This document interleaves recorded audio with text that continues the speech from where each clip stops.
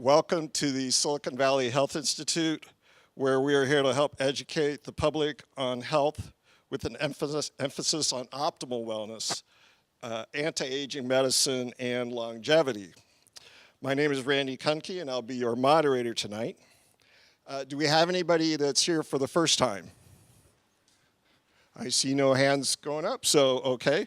But I will just do our plug nevertheless for anybody can come and attend a single evening for $10, and a membership for a year is $60, which if you calculate that off is actually $5 if you come $5 per night, which is a really great bargain. So if you're not a member, I invite you to become a member. We're a 501c3 nonprofit, and we rely on the memberships and donations to help us bring you our wonderful speakers. And you can join here at the table up front. And you can also join on our website at www.svhi.com. Also, you can see on that website schedule information about our upcoming speakers, and an archive of previous talks. If you haven't already, please do silence your cell phone. If you must take a call, please duck outside. We are being recorded. I've mentioned this just to repeat, so if you'd like to ask a question, please wait for the microphone so that you can be heard clearly on the recording. We usually start the end this evening, and as we'll start this evening with general questions and answers and any announcements people would like to make. So if you have a question or would like to make an announcement, please raise your hand to do so. And while you're thinking about what that might be, I would like to, I'll make a little plug for next time. Our next month's meeting will be with Akhil Palasamy. He's an MD on Paleo-Vedic diet, and Sergio Azzolino, DC, on stroke prevention. And that is our next meeting, which is on the 21st of September. So with that, do we have anybody who would like to ask a question about something you're experiencing or something you're wondering about, or anything along those lines? Do we have any questions from the group? Yes, right here, and let me bring you the mic. I picked up 3 corn seeds at a Hispanic event. Hold that mic real close to your... Okay, and I planted them this year, and I just discovered that they are GMO. There is no corn ears coming. Now, what am I going to do with them? Do I take them out of my vegetable garden and throw them in the garbage? Will they contaminate my garden? That's my main concern. Okay, would you repeat the very first thing you said about... Yes, I was at a Hispanic event a couple of years ago, and I picked up 3 corn seeds. Yeah, they were the reddish-blue color. And I finally planted them this year. And they're not producing anything, so I figured they're GMOs. Okay. Comments? Right next to you. No comments. Oh, you have another question? Okay, hold that. And then, so, we have a really big topic tonight. Our speaker is all about GMO, our first speaker. So, anybody, Steve will make a comment that. Just don't eat the corn. There is no corn. Okay. Just the stalk, yes. You might, if you're not going to eat the corn, you might as well just pull it out right now. And then go for some heritage corn. Yeah, that's right. I compost. Will it contaminate my compost? No. When the corn proteins are eaten by microbes, they'll be converted into microbial proteins, and so no, it will not. Yes, just don't feed it to anything but microbes. There's been a history of animal disabilities and deaths from, for example, eating the GMO corn stalks. So don't feed it to an animal. Just let it compost. All right. Next question. Yeah, building up on the GMO issue, I was wondering if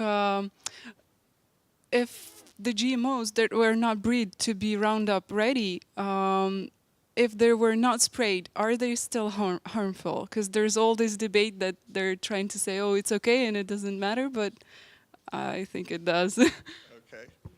Steve. Okay, so Steve we'll address that. Great, okay. So that's. I told Steve, oh, there'll be questions, and then Steve was going, oh, how are they going to ask questions about my talk before I give it? And I said, there won't be those kind of, oh, there we go. That's all right. So if that's not answered by the time you're done, then in the Q&A, that'd be great. Okay, other questions or announcements? Okay. Going, all right. All right, one more here. You have a question, ma'am? Hold on for the mic, please. I've had a bad bicycle accident, so after all going through 2 broken shoulders and a few other things, I want to know about an open wound. I don't know whether there's anything in it, but right now I'm going to a wound nurse, and she's thinking there's something inside. Now, won't that thing inside come out if it's gravel or something like that? Anybody know anything about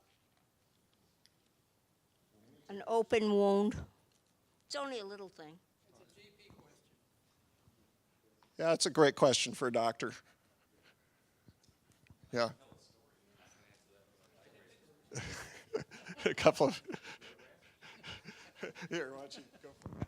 After many years of bike racing, it may come out and it may be a while. I've had friends who have had pieces of glass and gravel come out a few years after crashes. Yeah. So it's still open. It hasn't healed over yet? Okay. Yeah, if there's an open irritation, it won't heal. It'll be oozing and might crust over, but it's gonna continue to be an open wound.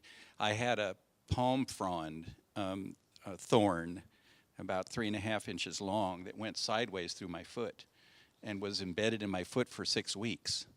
And my father's an MD, and he kept trying to figure out if there was something in there, and it just wouldn't heal and all. And I'm walking around and doing all this stuff with this thing in the bottom of my foot, and eventually it just kind of shot out the side of my foot after like 6 weeks. So some things like that can be in there a very, very long time if there's no force to push it out. But if it's a stone or a piece of glass, it might be imaged by some kind of ultrasound procedure, so you could have somebody look at it on that level.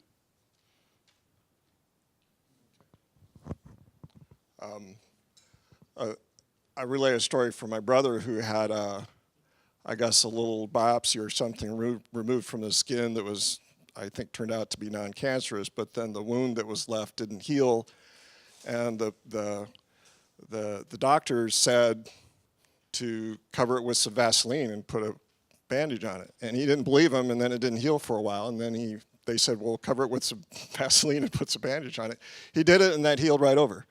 But in your case, if there's something still in there, still sounds like a great idea to have a GP. I mean, sometimes we tend to underrate doctors here because we think we have all these other resources to do, but they're really wonderful people for to the wound clinic by your doctor. Yeah. Okay. Well. Okay, another taker here. If I have anything, a Splenda or open wound or whatever, I always use Epsom salt as hard as I can stand it. I just dip it in, take it out maybe 5 times. It works every time.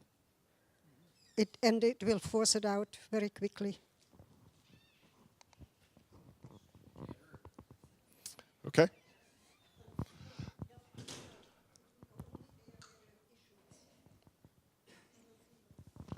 Okay, so Epsom salt. Interesting. Okay. All right, if there are no other questions for the group, we'll move on to our next section.